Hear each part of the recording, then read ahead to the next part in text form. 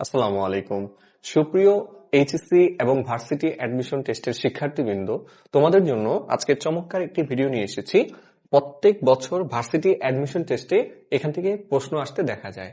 তো সমস্যাটা হচ্ছে যে ম্যানি এ অথবা এ ম্যানি, দেখো ম্যানি এ অথবা এ ম্যানি, এই দুইটার পর আমরা কখন সিঙ্গুলার ভার্ব বসাবো, কখন প্লুরাল ভার্ব বসাবো। ঠিক আছে, একটু দেখো, দুইটা প্রশ্নই দেওয়া আছে, many a dash to complete the work. এখন আমাদের অপশন এ আছে ম্যান ট্রাই, মেন ট্রাইস, এরকম দেয়া আছে, তাই না ভাই?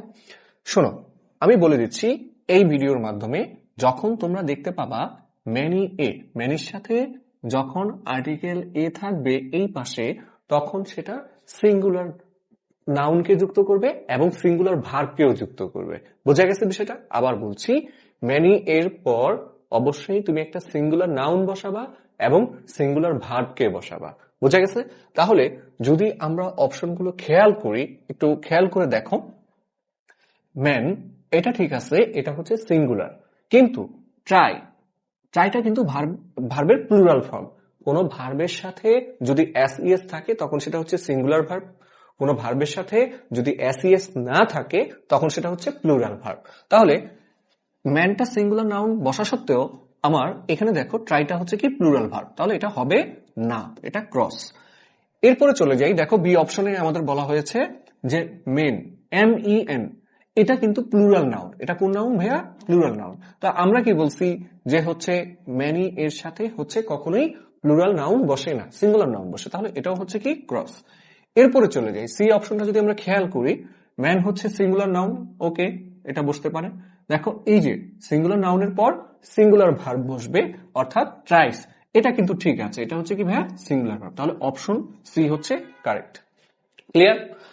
এরপর পরের অপশনটা যদি আমরা দেখি, খেয়াল করো, যখন দেখবা যে ম্যানির আগে হচ্ছে আর্টিকেল এ দেয়া আছে, ঠিক আছে, তখন সেটা কিন্তু প্লুরাল ফর্মকে নির্দেশ করে। তুমি নাউনটাও বসাবা প্লুরাল, ভার্বটাও বসাবা কি প্লুরাল যদি থাকে। তো এখন যদি আমরা খেয়াল করি, a many dash to do something, okay, তাহলে ভাইয়া কি বলছি, যদি ম্যানির আগে আর্টিকেল এ থাকে, এ ম্যানি এটা একটা ফ্রেজাল ওয়ার্ড, এরপরে প্লুরাল ভার্ব বসবে, প্লুরাল নাউন বসবে। ক্লিয়ার? তো এখন দেখো, এটা অবশ্যই হবে না, ম্যান হচ্ছে সিঙ্গুলার নাউন, যেটা আমরা পরবর্তী দেখে এসেছি, ক্রস। এটা একটু খেয়াল করো, এই যে মেন, এটা হচ্ছে আমার প্লুরাল নাউন, ঠিক আছে, কিন্তু ভার্বটা দিছে কি ভাইয়া? সিঙ্গুলার নাউন, তাহলে এটা হবে না। সি অপশনটা যদি আমরা খেয়াল করি, একটু দেখো, ম্যান হচ্ছে সিঙ্গুলার নাউন, তাহলে এটা হবে না। ভার্ব হচ্ছে সিঙ্গুলার নাউন, এটাও হবে সিঙ্গুলার ভার্ব, এটাও হবে না। পরের অপশনটা খেয়াল করো, ডি অপশন যদি আমরা খেয়াল করি, দেখো মেন এটা হচ্ছে প্লুরাল নাউন, আবার ভার্বটা কি আছে? প্লুরাল ভার্ব, তাহলে অপশন ডি হচ্ছে কারেক্ট। আশা করি তোমরা বুঝতে পেরেছো। দেখো একটু ভালো করে, ভাই একটা নোট দিয়ে রেখেছি তোমাদের জন্য।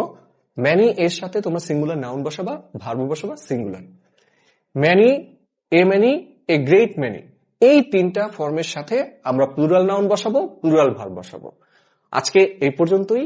যাদের ভিডিওটি ভালো লাগবে অবশ্যই সর্বোচ্চ শেয়ার করবে, এবং তোমরা যারা ভার্সিটি অ্যাডমিশন টেস্ট প্রত্যাশী আছো তাদের জন্য শুভকামনা রইল। ওকে, ধন্যবাদ।